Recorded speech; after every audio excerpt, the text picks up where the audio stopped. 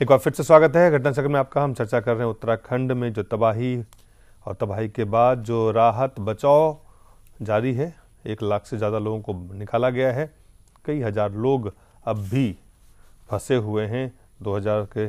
और इससे पहले उत्तरकाशी से हेमकांत नौटियाल बता रहे थे कि क्या स्थिति है वहाँ पे। हमने आपको बताया कि सरकार की तरफ से जो बुलेटिन जारी किए गए हैं, उस बुलेटिन में कहा गया है कि प्रशासन लगातार ये कोशिश कर रही है कि लोगों तक राहत पहुंचे, वहाँ पे जो राहत की राशि है वो मिले, साथ ही साथ वहाँ केरोसिन की, एलपीजी की कमी नहीं हो, इसके अलावा दवाई की कमी नहीं हो, साथ ही जो क्षति हुई है उसका असेसमेंट किया जाए। ये तमाम चीज़ें सरकार की तरफ से कही जा रही है। हम रुख करते हैं इस वक्त पहले चमोली का। चमोली में हमारे संवाददाता हैं हरीश हैं। हरीश, क्या ताजा स्थिति क्या है, जमीनी हकीकत क्या है इस वक्त वहां की? जी, जिस तरह से लगातार जो बारिश हो रही है, मौसम साथ नहीं दे पा रहा है। हालांकि आज की अगर बात की जाए तो आज मौसम में काफी साथ दिया, सुबह से ही मौसम साफ रहा है। हल्की जो कोहरा था वो लगा हुआ था पहाड़ियों पे, लेकिन इसके बावजूद भी यहाँ पे रेस्क्यू कार्य बिल्कुल तेजी पे रहा है, क्योंकि आज जो मौसम ने साथ दिया था। इसके अलावा अगर बात करेंगे तो जो बद्रीनाथ में जो फंसे हुए यात्री हैं उनको निकाले जाने की पूरी कोशिश जारी रही है। जिस तरह से मौसम ने आज साथ दिया है। और शाम की टाइम की अगर बात करते हैं तो शाम में आज मौसम से खराब हुआ है, बारिश लगातार हुई है, जिसमें कि हेलीकॉप्टर के माध्यम से उड़ान नहीं भरी गई है। तो साथ ही साथ अगर देखा जाए तो अगर बद्रीनाथ की खास तौर पर बात की वहाँ पे आप जहाँ पे हैं, हरीश, जहाँ पे आप नजर बनाए हुए हैं, हम ये जानना चाहेंगे कि जो बाहर के यात्री हैं वो कितने यात्री इस वक्त भी फंसे होंगे लगभग? क्या आंकड़ा, क्या संख्या आपको वहां पे स्थानीय लोगों से सुनने में आ रहा है या स्थानीय प्रशासन से आपको मिल रहा है? जी देखिए, जिस तरह से अगर हम बद्रीनाथ की खासतौर पर बात करें तो वहाँ पे अभी काफी हजारों की तादाद में अभी भी यात्री फंसे हुए हैं। कम से कम वहाँ पे इस समय की अगर बात करें तो 2500 लगभग वहाँ यात्री फंसे हुए हैं। एक बार मैं फिर से आपने कहा जो यात्री बाहर के पर्यटक या तीर्थ यात्री, वो आप कह रहे हैं कि सिर्फ और सिर्फ बद्रीनाथ में 2500 फंसे हुए हैं। जी जी, 2500 के आंकड़े आप आज शाम का दे रहे हैं जो बद्रीनाथ का है?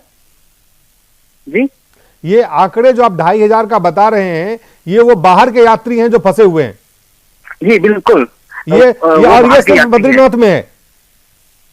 हाँ जी, बद्रीनाथ में अभी 2500। जी बताएं, आगे बताएं। और साथ ही साथ अगर बात की जाए स्थानीय लोग, तो स्थानीय लोग भी वहां फंसे हुए हैं। कितने स्थानीय लोग फंसे होंगे? प्रभावित 1500 लगभग जो स्थानीय लोग हैं वो फंसे हुए हैं। कितने स्थानीय लोग वहां पे होंगे जो प्रभावित हैं सीधे तौर पर?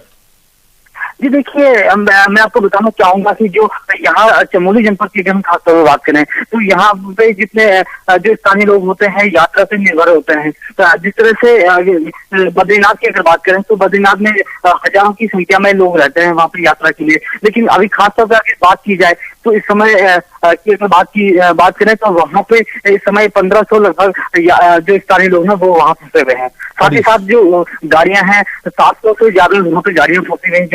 जो यात्री जो यहाँ से यात्रा लेके वहां जाते हैं। हरीश, मैं आपसे एक सवाल पूछना चाहता हूं, जरा इस सवाल को सुन ले कि जो स्थानीय प्रशासन है, सरकार के तरफ से जो बुलेटिन जारी किया जा रहा है उसमें कहा जा रहा है कि लोगों को जो रिलीफ की राशि है वो देने के लिए कहा गया है। जिला प्रशासन को केरोसिन, एलपीजी की कमी नहीं हो, इस बात को सुनिश्चित करने के लिए कहा गया है। जिला प्रशासन को जो डैमेज हुआ है, जो क्षति हुई है, उसको असेसमेंट करने के लिए कहा गया है। तो क्या ये सारे काम जमीन पे हो रहे हैं या नहीं हो रहे हैं? जी बिल्कुल, कहीं धरातल पर नहीं देखने को मिल रहे हैं। जिस तरह से राहत राशि बांटने की बात की जा रही है वो अभी तक नहीं मिल पाई है। साथ ही साथ केरोसिन की अगर बात करें तो वो भी नहीं मिल पा रहा है। जिस तरह से जो NH-58 है पूर्ण तरह से बंद है।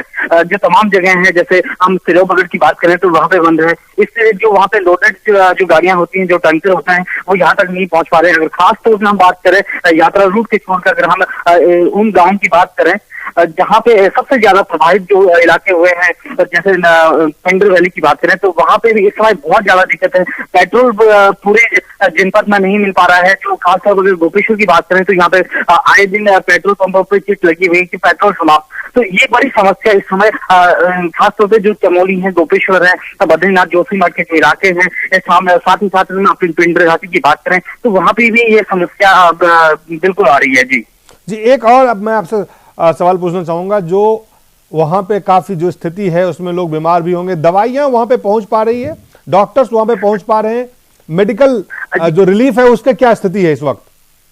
जी बिल्कुल, आपको बताना चाहूंगा मैं, जिस तरह से आज की अगर बात करें तो आज यहाँ से डॉक्टरों की टीम वहाँ जोशीमठ तक पहुंची है और साथ ही साथ जो नगर पालिका अध्यक्ष है संदीप रावत, वो खुद उनको लेके यहाँ से गए हैं। हालांकि उनका साफ तौर पे कहना था कि जो ये जो डॉक्टरों की टीम है ये प्रशासन की तरफ से नहीं पहुंची है, हम खुद इसे अरेंज कर रहे हैं। जो स्थानीय लोग हैं उनका बहुत सहयोग मिल रहा है, वो तमाम जगहों पर दवाइयां भिजवा रहे हैं।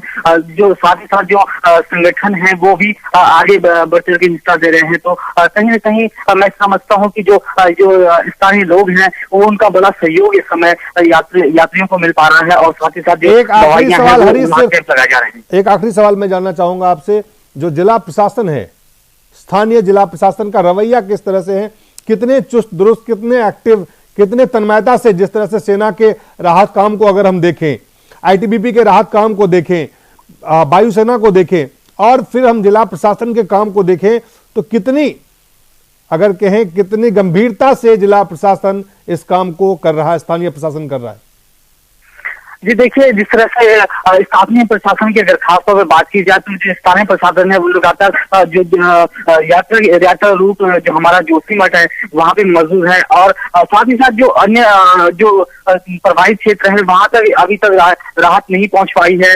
वहां के लोगों का खासा आक्रोश प्रशासन के प्रति है, जनप्रतिनिधियों के प्रति है। तो तमाम जो जगह है वहां तक नहीं पहुंच पाया है, किसी भी प्रकार का राहत नहीं पहुंच पाई है। साथ ही साथ अगर बात करें तो बेहद सुस्त मानी जा रही है। जिस तरह से प्रशासन का जो कार्य है वो बेहद सुस्त है। हालांकि इस समय की बात करें तो आज 12 दिन हो चुके हैं जो ये तबाही का जो मंजर यहाँ देखने को मिला था। साथ ही साथ अगर आईटीबी, लोगों का ये भी मानना है कि अगर आईटीबी और सेना के जवान नहीं होते तो न जाने इसमें कितना वक्त लग जाता है। जी बहुत बहुत धन्यवाद हरीश आपका।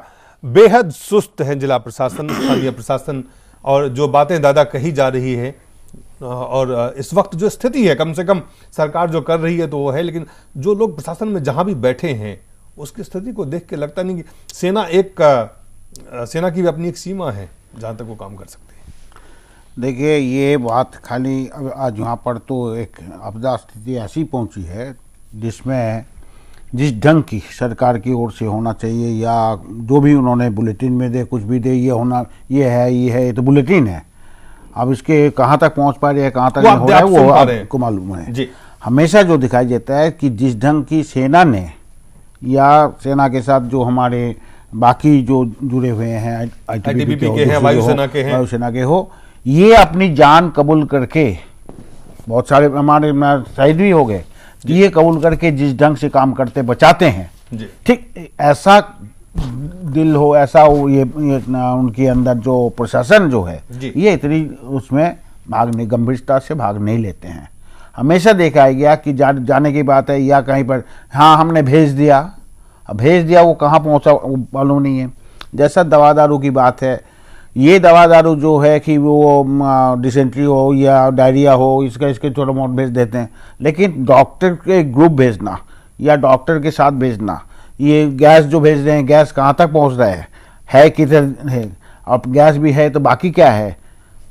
ऐसा भी हो सकता है कि सारे परिवार की पूरी चीज़ें तबाह हो गई, अब उसमें से खाली गैस भेज देते तो कुछ नहीं कर पाएंगे। ये जो छानबीन करना या उनकी तरफ से जो जान पान दे के जो काम करने की बात है, ये हमेशा दिखाई देता है कि प्रशासनिक के साथ जुड़े हुए जो है उतना निष्ठा के साथ ये निभाते नहीं है, उतना गंभीरता से तो सोचता भी नहीं है।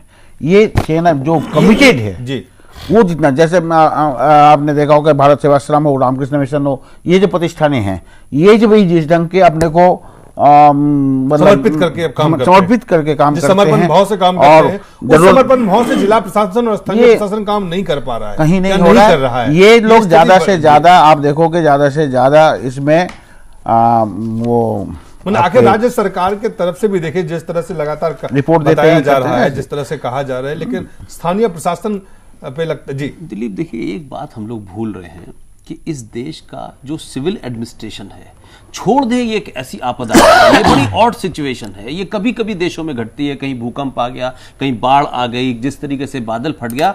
हम इस देश के सिविल एडमिनिस्ट्रेशन के बारे में बहुत कुछ कहा जा सकता है नॉर्मल सर्कमस्टांसेस में। इस समय मैंने वही उम्मीद कम से कम मैं वही बात कह रहा हूं कि जब नॉर्मल, जी मुझे ये लगता है मैं आपके पास आता हूं धर्मेंद्र साहब, पुष्पेंद्र पूरी बात करें। जो नॉर्मल सर्कमस्टांसेस है इस देश में के किसी कोने किसी डिस्ट्रिक्ट का सिविल एडमिनिस्ट्रेशन बता दें कि जो ईमानदारी से काम करता हो, अगर वो नॉर्मल हालात में ईमानदार नहीं है, अगर नॉर्मल हालात में वो उदासीन है, उसको इस बात से मतलब नहीं है कि काम होगा, हो जाएगा, ऑर्डर कर दिया है, हमने भेज दिया है, लेटर लिख दिया है, वो आएंगे, ये एटीट्यूड ऐसे हालात में उस सिविल एडमिनिस्ट्रेशन से उम्मीद करें कि वो समर्पण भाव से कुछ करेगा, बहुत कमिटमेंट होगा। उम्मीद को आप इसी समय में कर सकते हैं। मैंने वही कहा कि देखिए एक होता है आपकी निजी सेंसिटिविटी, आप इस मामले में, हम बहुत सारे लोग हैं आज, जितने सारे आश्रम चलाने वाले लोग हैं, बहुत सारे लोग संगठन चला रहे हैं, वो लोगों को कुछ नहीं मिलना है, वो नौकरी नहीं कर रहे, उनको अपने काम का रिकॉग्निशन नहीं चाहिए, ना उनको वोट चाहिए, ना उनको तनख्वाह चाहिए, ना तगमा चाहिए,